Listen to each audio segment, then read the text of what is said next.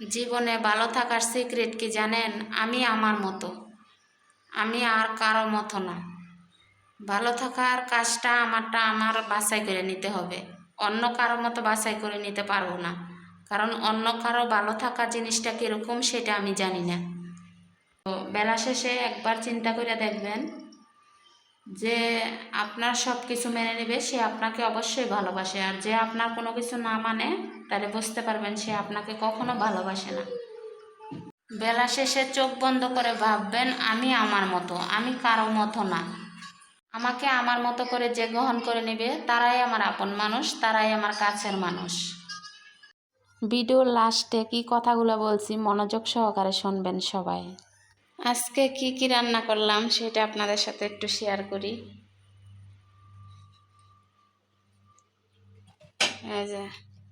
এই যে কালকে রান্না করছিলাম কার্পু মাছ টমেটো আলু দিয়ে, আর আজকে রান্না করবো মুরগি।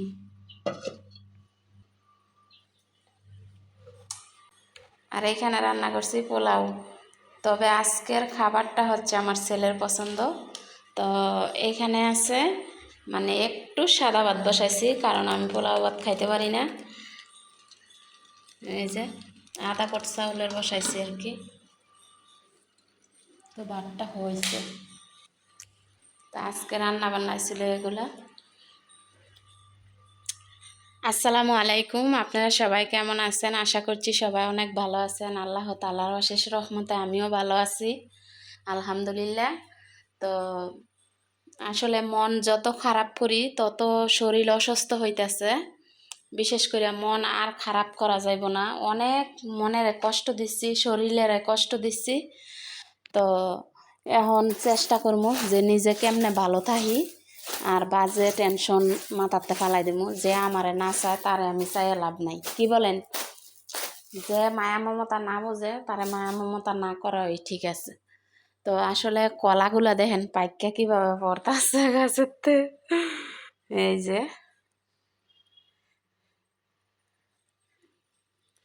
তো আমার শ্বশুর বাড়ির মধ্যে দেখছেন আপনারা অনেক কলা। তো অনেক চিন্তা ভাবনা কইরা আপনারাই বলবেন আবার যে এতগুলা কলা শ্বশুর বাড়ির মধ্যে দেখলেন পাতির মধ্যে নিয়ে রাখছে, মনে হয় আপনারা কলা দেয় নাই খাওয়ার জন্য। তো অনেক বিবেচনা চিন্তা ভাবনা কইরা তারপর এক ফানা কলা নিয়ে আসছি, এইটা আর কি। আসলে কলা আনতে চাই না কি লাগিয়া জানেন? কলা মানে অতি তাড়াতাড়ি পাইকা যায় এমন আছে একটা কথা, আর আরেকটা হইল গিয়া এই তাড়াতাড়ি পাইকা যায় আর খাওয়াও লাগে তাড়াতাড়ি। তো এত তাড়াতাড়ি কিন্তু কলা খাওয়া যায় না, প্রতিদিন একটা বা দুইটাই খাওয়া যায়, তার চেয়ে বেশি খাওয়া যায় না। তো আপনাদের কথা ভাববে অনেক চিন্তা করে তারপর এক ফানা কলা আমি আনছি, কলাগুলো আনতাম না, এটা আর কি।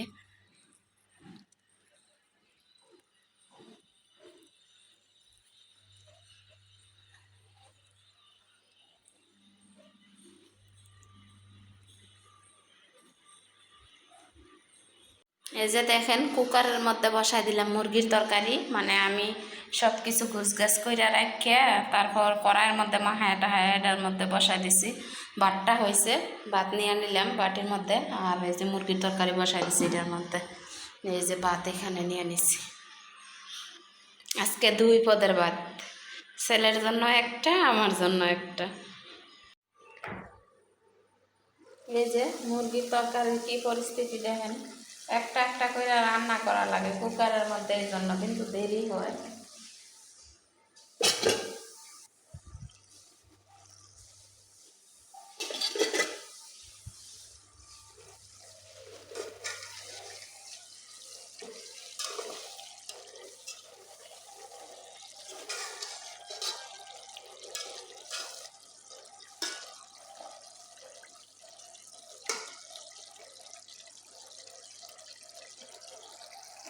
এই যে ছেলের জন্য ভাত নিয়ে নিলাম, এখন আমার ছেলের আগে ভাত খাওয়াই দিব।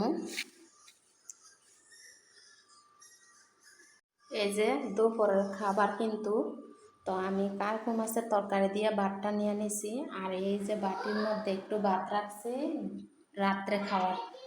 তো এই যে দুপুরের খাবার কিন্তু তো আমি কার্কু মাছ দিয়ে নিয়ে নিয়েছি এটুকু ভাত, আর রাত্রের খাবারের জন্য রাখছি আবার এইগুলা। আর আমার ছেলেরা ভাত দিছি, আরও পোলাও ভাত এগুলো রয়ে গেছে। আসলে মায়া মমতা কেমন জিনিস দেখেন, যে মানুষটা একবার আমার খোঁজ খবর নেয় না, যে মানুষটা একবার আমার জিগায় না খাইছুনি, যে মানুষটা একবার আমার জিগায় না আমি কেমন আছি, কিন্তু তার জন্য আমার কত ভালোবাসা। দেখেন আমার কিন্তু খুবই কম বয়সে বিয়ে হয়, তখন আমি কিন্তু আমার শ্বশুরবাড়িতে যাই। তো মানে আমার জীবনের প্রথম যে ভালোবাসাটা এটা হচ্ছে মানে আমার স্বামীর ভালোবাসায় আমি করছি, আমার স্বামীর মানে বিয়ের পর আর কি। তো কেউ আবার নেগেটিভ ভাববেন না। তো বিয়ের পরে যে একটা মায়া মমতা মানে স্বামীর প্রতি, ওই জিনিসটাই আমি বুঝছি, মানে এখনও আমি বুঝি। কত নারী আছে বিয়ের পর পাল্টে যায়, কত নারী আছে কত ভুল বুঝে স্বামী স্ত্রী সংসারের মধ্যে, কিন্তু কখনো আমি এরকম ভাবছিলাম না। মানে আমার স্বামীর অফুরন্ত ভালোবাসা আমি দিছি, তো সবসময় দিতে চাই। এখনও আমি আছি, থাকবো ইনশাল্লাহ। যতদিন দুনিয়াতে বেঁচে আছি ততদিন আমি চাই তার সাথে থাকতে, তার ভালোবাসায় মায়ায় জড়ায় থাকতে। আর জানি না একদিন অবশ্যই আমারটা আমার কাছে আসবে, কিন্তু ভুল বোঝাবুঝির কারণে আমার শরীরে অসুস্থতা কাজ করে, আমার সমস্যা হয়, আমার অসুখ বিসুখ হয়। তো এগুলো কিন্তু আসলে মানে বুঝতে হয়, সব জিনিসে বুঝতে হয় যে একটা মানুষরে কষ্ট দেওয়া ঠিক না। আর কষ্ট দিলে মানুষটা কার কাছে যাইব। যেমন আমার আপন বলতে মানে বাবা মার পরে ছিল আমার স্বামী, তো বাবা মা তো নাই ওই। তো স্বামীর ভালোবাসাটা আমার কাছে এত মধুর মতো লাগে, সেটা বলে বোঝানো যায় না। আর আমি ভালোবাসি তারে, ভালোবাসবো যতদিন বাচ্চা থাকি। মানে আমার একটাই ইচ্ছা যে আমি দুনিয়াতে, আল্লাহ আমার মানুষ বানাইছে আর দুনিয়াতে আমার জুড়ি আমার স্বামীর সাথে মিলাইছে। আমার যত কষ্ট হোক আমি তত কষ্ট মাইনা নিয়েও আমি তার সংসার করতে চাই। কিন্তু আমি পারবো না কখনো যে আমার জীবনটা আমি বদলে দেই, পাল্টে দেই, কোনো কিছু করি, অসম্ভব, এগুলো আমার দ্বারা হবে না। যত কষ্ট পাই আমি তার সাথেই থাকতে চাই, কিন্তু আমার মন মাঝে মধ্যে মানে এত কষ্ট হয় মনের মধ্যে, বা এত খারাপ লাগা কাজ করে আমার, তারপরও আমি তার জন্য কান্না করি। কিন্তু সে বোঝে না যে আমি চাই যে কিভাবে হে ভালো থাকবো, আর আমি চাই হ্যাঁ ভালো থাকা। যে জীবনে কষ্ট করুক চাই আর যাই করুক, প্রবাসী জীবনটা কিন্তু কষ্টের। যেমন অনেক দূরে থাকে, আমি দেখি না, আমি আমি যদি না বলি আপনারা বুঝবেন না। আমি যদি খাবার খাইতে বসি বা আমি কোনো কিছু করি, আমার হাজব্যান্ডের কথা আমার মনে হয়, তখন মানে জীবনটা যে একটা বোবা লাগা মানুষ আছে না, মানে এরকম হয়ে যায় আমার জীবন। যে খাইলো কি খাইলো না, কেমন আছে বা কি করে, এগুলা কথা মনে পড়ে। অনেক কিছুই রান্না করি বা অনেক কিছু করি, ওইগুলা কথা যখন মনে হয় খুব খারাপ লাগে। আর তার ভিতরে যদি এমন দূর প্রবাসে থাকে একটা মানুষ ফোন না দেয়, মানে গুরুত্বপূর্ণ না থাকে, এই জিনিসটা কিন্তু আরও বেশি খারাপ লাগে। তো কিছু কিছু ভিডিওতে আমি অনেক চোখের পানি পালাই, অনেক কান্না করি, কারণ আপনাদেরকে নিয়ে আমার সব কিছু। বা আমি নামাজের মধ্যে কান্না করি, আমার এরকম। তো একদিন যে আল্লাহ বোঝার তৌফিক দেয়, একদিন যে আমারে বোঝে, আমি চাই। আমি কখনো মানে আজকে এত বছর হয়েছে বিয়ে হয়েছে, আমি মাইয়া বিয়ে দিছি, তারপরেও মনে করেন কোনো দিন মানে আমার হাজব্যান্ড যদি আমার সাথে আরও ভুল করছে বা কোনো কিছু বলে, আমি এটা মাথা নত করে নিছি, আমি কখনো রাগ হই নাই, আমি কষ্ট পাই নাই, আমি তার সব কিছু মাইনা নিই। কিন্তু মানে 19-তে 20 হইলে মানে আমার কোনো কিছু মাইনা নেওয়া যায় না। যেমন যে কোনো একটা কথা কাটাকাটি, আমি কোনো দিন কথা কাটাকাটি, কোনো দিন ঝগড়া, মানুষ কত কথা বলে স্বামীর সাথে, কত ঝগড়া করে, কত কিছু করে, আমি আমার বোনেরারে বোঝাই, আমার মাইয়ারে বোঝাই যে তারা দূর প্রবাসে থাকে, তারা যদি একটা না জানি কেমন পরিশ্রমের কাজ করেছে, না জানি কতটা কষ্ট করছে, কত কী করছে, যদি এখন ফোনের মধ্যে আমরা যদি রাগ দেখায় কথা বলি যে আরও কত কষ্ট হইব, তো ওই জিনিসটা মনের মধ্যে নিয়ে কিন্তু আমি তার সাথে সংসার করি। কিন্তু কোনোদিনও তার মনে কষ্ট দিয়ে আমি কোনো দিন আমি কথা বলি নাই। আমি অনেক কষ্ট সহ্য করি, আপনাদের মাঝে আমি বলি, আপনারা শোনেন। তো এরকম করে কিন্তু কোনো নারী কোনো স্বামী সংসার করে না, করে বলেন তো? আপনারা কিন্তু অনেক মানুষ হাইপসে যাইতেন যে এত কষ্ট দিলে বা এরকম করলে, আমার কিছুই না বুঝলে তাহলে কি কারণে আমি সংসার করবো, আমি আমার মতো একটা পথ ধরি। কখনো কিন্তু আমি কথাটা বলি না, কিন্তু অনেক কষ্টের ক্ষেত্রে আমি মোবাইলের মধ্যে মাঝে মধ্যে যে ভিডিওর মধ্যে কিছু কিছু থাম্বনেল দিই, আমার কাছে অনেক খারাপ লাগে বা অনেক কষ্ট পাই। তো আমি কিন্তু অনেক কষ্ট পাওয়ার পর এই থাম্বনেলগুলো আর টাইটেলগুলো আমি দিই। আর না হয় দুনিয়ার মধ্যে যদি মায়ার কোনো জিনিস থাকে, হয়তো বা এই মানুষটাই আমার স্বামী। দুনিয়ার মধ্যে যদি মধুর কোনো জিনিস থাকে, এই জিনিসটাই হচ্ছে আমার স্বামী। কিন্তু সে এই জিনিসটা বোঝে না। তো আসলে মানুষ বলতো যে স্বামীর মতো মিষ্টি কোনো জিনিস নাই, আর স্বামীর মতো টক এইটাও কোনো জিনিস নাই। যেমন টক জিনিসটা আর মিষ্টি জিনিসটা কিন্তু দিন রাত ডিফারেন্স। টক তো টক, মিষ্টি তো মিষ্টি। যখন আমার স্বামী আমার মায়া মমতা বোঝে, আমার ভালোবাসা বোঝে, আমারে আগলায় রাখে, আমার স্বামীর মমতায় আমি থাকি, এইটা কিন্তু মিষ্টি। আর যখন স্বামী স্ত্রীর মধ্যে মানে কোনো সমস্যায় দূর দূরান্ত হয়, তাইলে কিন্তু এইটারে বলছে একদম টক। আর কখনো তার মুখটা দেখন যাইব না বা তার সাথে যোগাযোগ হইব না, এটারে বলছে টক। তো আমি চাই না যে আমার মধ্যে, আমার সংসারের মধ্যে, আমরা স্বামী স্ত্রীর মধ্যে এরকম কোনো টক হোক। আমি চাই যে দুনিয়ার মধ্যে সবচেয়ে মধুর, মায়ার, মিষ্টির সবচেয়ে মানে আকর্ষণীয় জিনিস হচ্ছে আমার স্বামী আমার জীবনের জন্য। তো এই জিনিসগুলা আমি একজনে বুঝলে হইব না, এই জিনিসগুলা আমার হাজব্যান্ডও কিন্তু বুঝতে হইব যে সংসারের মধ্যে দুইজনের মায়া মমতা যদি থাকে, সংসারে শান্তি আছে বা ভালো থাকা কাজ করে।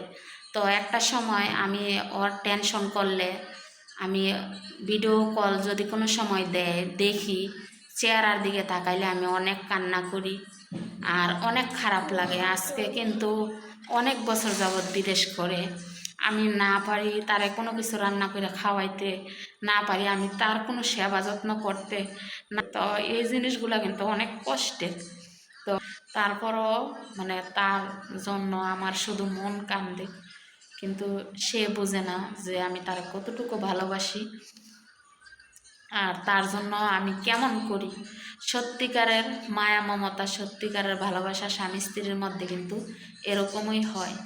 কত ঝড় তুফান কত কিছু হয়েছে, আমার স্বামী আমার ছাড়া কিছু বুঝছে না, আর আমিও আমার স্বামীর ছাড়া কিছু বুঝি না। আর না হয় কিন্তু আজকে আমি যে চোখের পানি ফালাই, এই চোখের পানি আমি কোনো দিন ফালাইছি না। এমন স্বামী স্ত্রীর মধ্যে এরকম একটা মিল ছিল। তো সব সময় মানুষের একরকম থাকে না, আর হয়তো মনের গতি ভালো না, এই জন্য হচ্ছে এরকম করতেছে। তারপরও আমি মনে কষ্ট যখন হয় তখন তার কথা মনে হইলে আমি কান্না করি, আর তাছাড়া কিছুই না।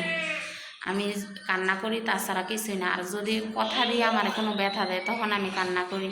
আমি কোনো দিন আমার হাজব্যান্ডও বলতে পারবো না, যদি আমি মইরাও যাই তার কাছে আমার একটা প্রশংসা থাকবো, কোনো দিন আমি তারে বকা দিই নাই, আর কোনো দিন আমি তুই তঙ্কর বাসা করি নাই। কারণ এই শিক্ষাটা পাইছি আমার মায়ের কাছ থেকে। আমার মায় কোনো দিন আমার বাবারে বকাঝকা করে নাই, অনেক মায়া মমতা করছে। তো আমার বাবাও কিন্তু অনেক বছর বিদেশ আছিল, তারপর বাংলাদেশে আইসে মনে হয় 3-4 বছর সংসার আমার মায়ের। তারপর আমার মা মারা যায়। আমার মা মারা যাওয়ার দুই বছর পর আবার আমার বাবাও মারা যায়। তো বেশি বছর বিদেশ করলে কিন্তু মানুষের এরকম। তো আমি যে এখন আমার হাজব্যান্ড বিদেশ করতেছে, এখন যে আমার কথা দিয়ে ব্যথা দেয়, এগুলো নিয়ে আমি কান্না করি, আমি অসুস্থ হই, আমার সমস্যা হয়। ওই আমার বাবা মার কথাটা আমার মনে হয়, হয়তো বা আমি এখন তার জন্য এত পাগল, আমি তারে এত মায়া মমতা করি, সে আমার কাছে নাই।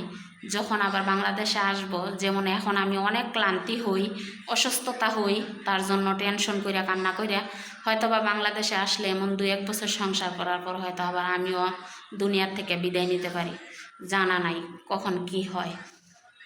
তো নামাজ পড়ে সেজদার মধ্যে যাইও আমি আমার স্বামীর জন্য দোয়া করি যে সেও ভালো থাকে, আমিও যে ভালো থাকি। কারণ বিয়ে হয়েছে অনেক বছর, আমাদের সংসার কিন্তু টান্না খিচ্চাও 3 বছর হয় না। তো আসলে ওই মায়া মমতা জিনিসটা, মায়া মমতা এমনি মোবাইলেই রয়ে গেছে, কিন্তু বাস্তবায়নভাবে যে আমরা স্বামী স্ত্রী একটা কোনো কিছুতে অনেক কথাবার্তা হয় এরকম না। যদি মোবাইলে ফোন দেয় এই কথাবার্তা, আর টান্না কিচ্ছা যদি 3 বছর আমরা দুইজন সংসার করে থাকি, কিন্তু বিয়ার বয়সটা অনেক। তো যারা আমার পুরাতন ভিডিও দেখছেন তারা জানেন আমার কয় বছর হয়েছে বিয়ে হয়েছে, বা আমার কয় বছর বয়সে বিয়ে হয়েছে, বা আমরা কত বছর সংসার করছি। আমার পিছনে পুরাতন ভিডিওর মধ্যে সব কিছু বলা আছে। তো যাই হোক, সব নারীরা ওই মানে আরও যত কষ্ট হোক প্রথম স্বামীর মতো স্বামী হয় না, কিন্তু আছে মনের দুঃখে অনেকে অনেক কিছু করে, কিন্তু আমি মনের দুঃখেও কোনো কিছু করতে চাই না যে আমি আমার স্বামীর সংসার করবো। মানে মনের দুঃখে করতে চাই না কোন জিনিসটা, আমি মরতে রাজি আছি, কিন্তু আমি আমার স্বামীর থেকে দূরে সরতে আমি রাজি না। কারণ আমি দুনিয়ার মধ্যে যদি বাচ্চা থাকি, আমি তার ছাড়া আমি বাঁচতে পারবো না, এটাই আমার জানা। আর যে কোনো মানুষ ওই মনের মধ্যে কষ্ট হইলে কিন্তু মানে অনেক মানুষ আছে সুইসাইড করে, অনেক কিছু করে। মানে এই জিনিসটা কী জন্য করে এখন আমি বুঝি। যারে বেশি মায়া করে দুনিয়ার ভিতরে, সবচেয়ে বেশি মায়ার জিনিস যেটা, ভালোবাসার জিনিস যেটা, তা আব্বু কথা কয় না, সবচেয়ে বেশি মায়ার জিনিস যেটা, ভালোবাসার জিনিস যেটা, এটার জন্য মরণ যায়। কিন্তু দুনিয়াতে বাচ্চা থেকে যে লড়াচড়ি করে এগুলা করা যায় না, এগুলা করা কখনো সম্ভব হয় না। তো এখন আমি বুঝি যে একজনের মায়ায় পড়াটা, মানে স্বামীর মায়ায় পড়াটা যে কতটুকু গভীর জিনিস এখন আমি বুঝি। তো আল্লাহ যে আমার স্বামীরও বোঝার তৌফিক দেয়, আমি দোয়া করি। কিন্তু আমি একাকীভাবে যে এইভাবে খালি রুমের মধ্যে বসে বসে আমি আমার স্বামীর জন্য কান্না করি, সেও আমারে দেখে না বা আমিও তারে দেখি না। তো অনেক সময় খুব খারাপ লাগা যখন কাজ করে, তখন আমি অজু করে যাই, নামাজও বইয়া করি। তখন মানে আমার অনেক কষ্ট হয়, কিন্তু আমি এই জিনিসটা বুঝাইতে পারি না। তো যাই হোক, আজকের ভিডিওটা একটু বড় হয়েছে, তারপরও কিন্তু ভালো ভালো কথা আপনাদের সাথে আমি শেয়ার করছি। সবাই মনোযোগ সহকারে শুনবেন এবং দেখবেন, আর আমার জন্য দোয়া করবেন। তো সবাই ভালো থাকবেন, সুস্থ থাকবেন। আল্লাহ হাফেজ।